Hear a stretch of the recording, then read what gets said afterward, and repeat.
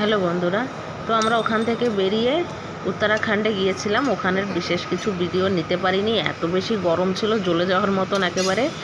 তো ওখান থেকে আমরা তাড়াতাড়ি বেরিয়ে আসছি। উত্তরাখণ্ডে আমাদের থাকার কথা ছিল, কিন্তু গরমের জন্য আমরা 48-50 ডিগ্রি গরম সহ্য করতে আমরা পারছিলাম না করে বেরিয়ে আসছি। তো আমাদের কোনো দার্জিলিংটা প্ল্যানের বাইরেই ছিল। তো ওখানের গরম সহ্য করতে না পারে আমরা এদিকটা ঘুরবো ভেবেছি, তার জন্য চলে আসলাম কলকাতা হয়ে। এসে গেছি শিলিগুড়িতে। এখানে আমার মেয়ে একটা মলে গিয়ে একটু আইসক্রিম খেয়েছে, একটু খেলা করেছে। তারপরে আমরা বেরিয়ে পড়েছি গাড়ি নিয়ে। কলকাতা থেকে বাসে করে শিলিগুড়িতে এসেছি। নাইট বাস ছিল আমাদের, তো খুব ভালো জার্নি ছিল। তারপরে ওখানে এসে আমরা একদিন থেকে তারপরে শিলিগুড়ির থেকে দার্জিলিংয়ের জন্য একটা গাড়ি বুকিং করে আমরা বেরিয়েছি। তো রাস্তা থেকে যাওয়ার সময় এত সুন্দর বৃষ্টি হচ্ছে, আর দার্জিলিং মানে হচ্ছে চা বাগিচা। দেখতে এত বেশি সুন্দর, মন ভরে না। কিন্তু বেশি দূর পর্যন্ত দেখার যাচ্ছিল না, এত বেশি ওশ ছিল। যত পাহাড়ের উপরে আমরা চড়ছিলাম তত ওশ একেবারে ঘিরে আসছিল। তো ওশে ভরা ছিল করে আমরা অত সব জায়গায় নেমে নেমে দেখতে পারিনি। বৃষ্টিও প্রচুর হচ্ছিল। আমরা জবের থেকে বেরিয়েছি শিলিগুড়ির থেকে, আমরা ছাতা একেবারে আমাদের হাতেই ছিল, ছাতা ছাড়া আমরা চলতেই পারি না।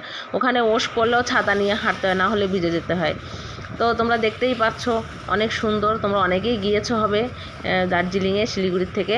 তো রাস্তাটা এত বেশি সুন্দর, যাওয়ার সময় ভিউটা অনেক সুন্দর, দেখতে দেখতে যাওয়া যায়, মন ভরে যায়। তো আমি সবাইকেই বলবো একবার এই বিজি লাইফ থেকে বেরিয়ে সবাই একটু চেষ্টা করো ঘুরতে যাওয়ার জন্য। তো ঘোরা বলেই মানে মন একেবারে শান্তি। তারপরে দিনগুলো যেন আরও ভালো লাগে, কাজ করার মন চায়। তারপরে যে আবার আমরা ফিরে ঘুরতে যাব। সবার জন্যই একটা ব্রেক নেওয়ার দরকার, সবারই নিজের বিজি লাইফ থেকে।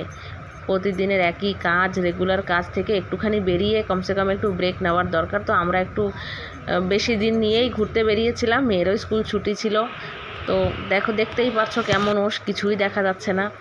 তো এটা হচ্ছে 4টের সময় বিকাল। তো দেখো 4টের সময় ওখানে কি অবস্থা থাকে, একেবারে অন্ধকার হয়ে আসে। তো আমরা বেশ ভালোই ঘুরেছি। এখানেও একটা মল রোড আছে, এখানেও মল রোডে আমরা ঘুরেছি, অনেক কিছু শপিংও করেছি।